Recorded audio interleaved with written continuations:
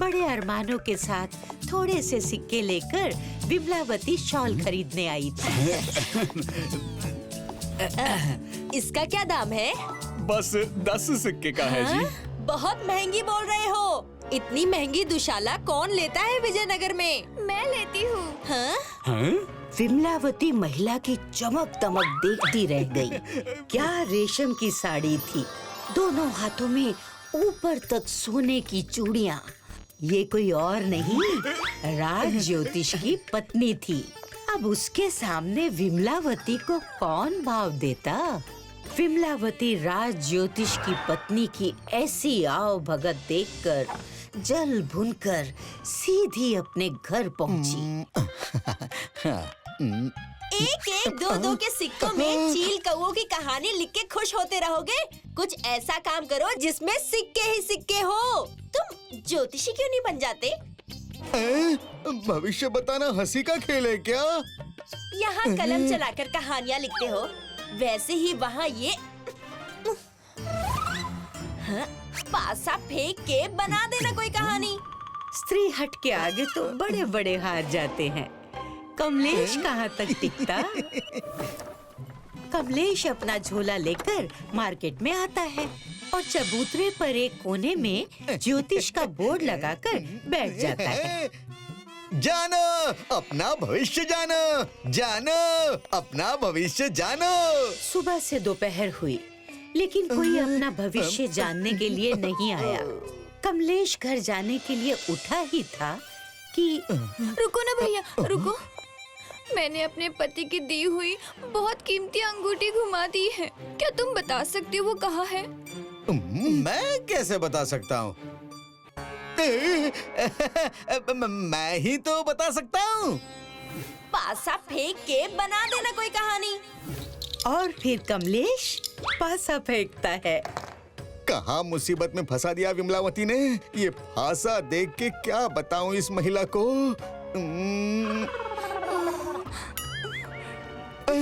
ये तो माचिस की डिबिया जैसा है। माचिस? हाँ, माचिस। हाँ, माचिस। मुझे याद आया, मैंने माचिस की डिब्बी में अंगूठी छुपाकर अलमारी में रख दी थी। धन्यवाद भैया। ये लो भैया, मेरी तरफ से ये भेंट रख लो।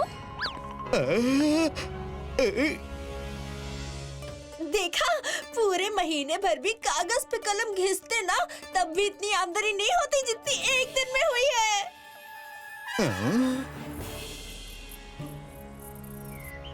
क्या चोरी हो गई?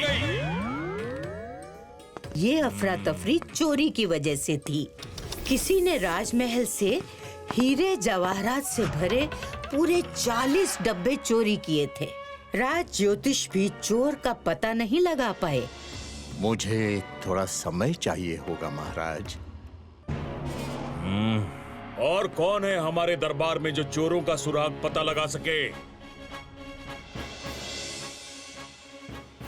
महाराज, ये आदमी कोई और नहीं बल्कि उसी महिला का पति था जिसे कमलेश ने अंगूठी का पता बताया था। फिर क्या? फौरन उस युवक को दरबार में पेश किया जाए।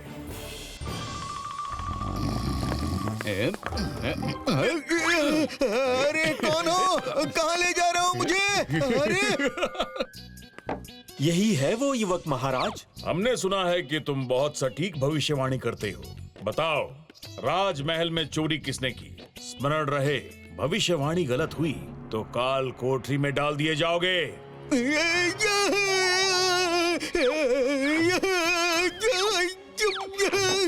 बेचारी कमलेश की खटिया खड़ी हो गई।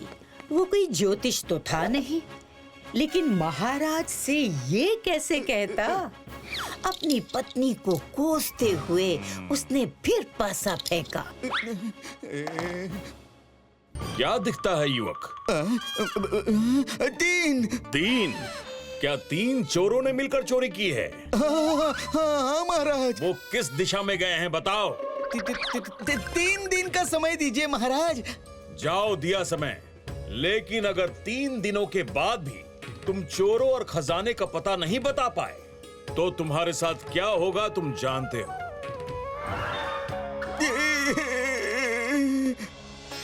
कमलेश ने 3 दिन का समय चोरों का पता बताने के लिए नहीं, घर के पकवान खाने के लिए मांगा था। वो ज्योतिष तो था नहीं, लेकिन जानता था कि 3 दिन के बाद तो उसे काल कोठरी की हवा खानी ही पड़ेगी। कमलेश काल कोठरी की हवा खाने से पहले अपने मनपसंद लड्डू खा लेना चाहता था। ये सब मेरे लालच की वजह से हुआ। हम भाग नहीं सकते। नहीं विमला, कोई फायदा नहीं। बस 3 दिन ही है मेरे पास। अब तो रोज ये बचे हुए 3 लड्डू खाऊंगा और महाराज से क्षमा मांगकर खुद ही काल कोठरी में चला जाऊंगा। वहीं दूसरी तरफ चोरों को भी इस बात की भनक थी कि कोई महाराज को उनका पता बताने वाला है। मूंगी, अगर उसने सचमुच महाराज को हमारा पता बता दिया तो? ना किसी ने हमें महल में जाते देखा, ना वहाँ से कुछ चुराते देखा, फिर वो कैसे हमारा पता बता सकता है? चोरों की मंडली में तय हुआ कि वो कमलेश के घर पर नजर रखेंगे।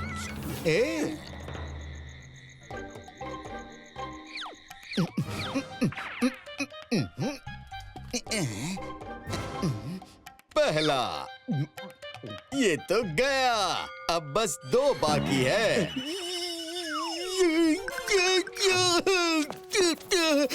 कमलेश लड्डुओं की बात कर रहा था, लेकिन चोरों के साथी को लगा कमलेश ने उसे देख लिया। अगली रात दूसरा चोर कमलेश पर नजर रखने आया। आज दूसरा भी गया जी।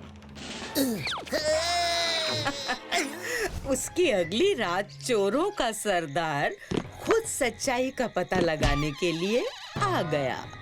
मजा आ गया विमला, ये आखिरी लड्डू भी गया। देखा मूंगी, कितना शातिर है ये। हम जैसे छोटे चोर उसके लिए लड्डू है। कल मैं महाराज को सारी सच्चाई बता दूंगा। चोरों को लगा कमलेश उनका पता महाराज को देने वाला है। माफ कर दो भाई, हमसे गलती हो गई। महाराज को कुछ मत बताना। यहाँ कमलेश को पता चला कि वो 3 दिनों से जिन 3 लड्डुओं की बात कर रहा था, चोरों को लगा वो उनकी बात कर रहा है। कमलेश का लक बाय चांस इस बार भी चल गया था। चोर वहाँ से चोरी के खजाने का पता बताकर उल्टे पैर भागे।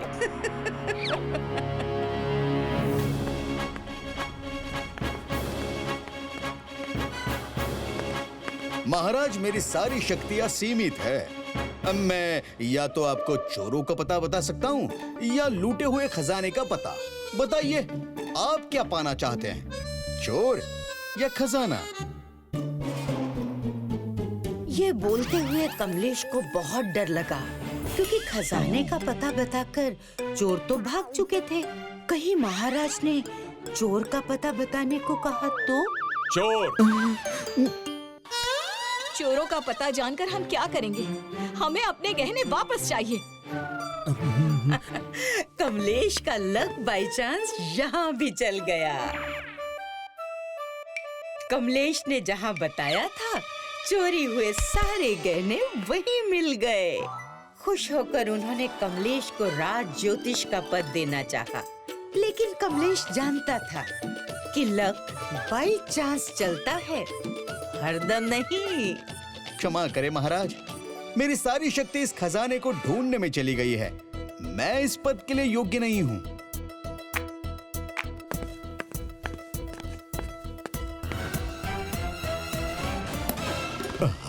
उसके बाद कमलेश ने फिर कभी भविष्यवाणी नहीं की, ना उसकी पत्नी ने ही जिद की। If you like this video, subscribe to our channel Murthy Media.